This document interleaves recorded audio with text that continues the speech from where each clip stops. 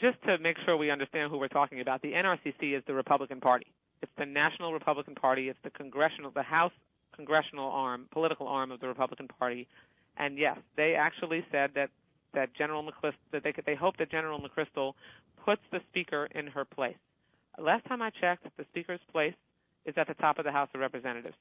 To be quite blunt, Cenk, it was understandable coming from a group of people that are 80% male and 100% out of touch.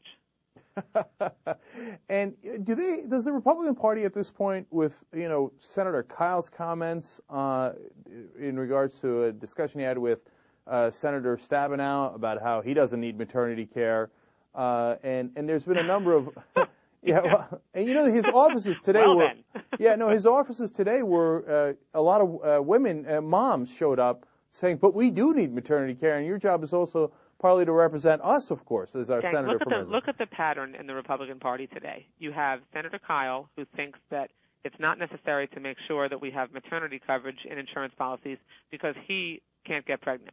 You have Bob McDonnell in Virginia, that's right, who wrote a thesis and actually said that women damage families when they work outside the home.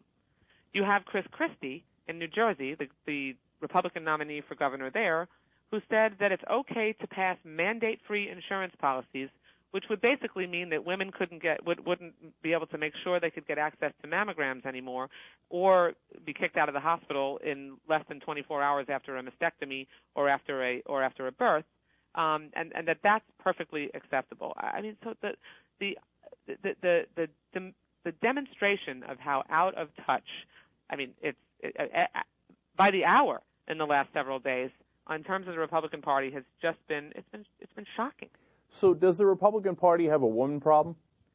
I think they've always had a woman problem, to be really honest with you. I mean, that's the evidence of that is how Democratic candidates consistently win the women's vote, and there's a reason for that. It's because they don't really seem to have much interest in recruiting women to run for office. They don't have an agenda that appeals to women. They, in fact, their agenda, I think, much of the time is offensive to women. I don't know if you saw this. Bill O'Reilly, I believe it was last night with Michelle Bachmann, said that you Democrats are threatened by Bachmann and Palin because they're hot. And, and that somehow that would appeal to women more. Who said that? Bill O'Reilly.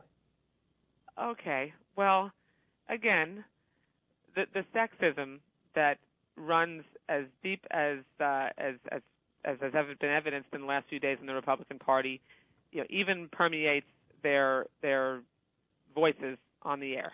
I mean, I don't even know what to say to that. That's just. I mean, what I found curious about it is he thought that somehow they appeal to women more, and that's why Democrats are afraid of them. But they appeal to women by being hot. Yeah, Ann Coulter actually said something similar. That, in fact, Ann Coulter, I remember, brought me into it a few months ago and said that the reason that I was critical of Sarah Palin was because I was jealous about her looks. And that Democratic voters across the country were coming to my defense because that they were upset because Sarah Palin was hot. So. Even be having a discussion about looks when it comes to women elected officials and the important issues that matter right now, turning the economy around, making sure that we can pass comprehensive health care reform, making sure that we invest in alternative energy and really wean ourselves off of our dependence on foreign oil. Those are the issues that are important to women voters.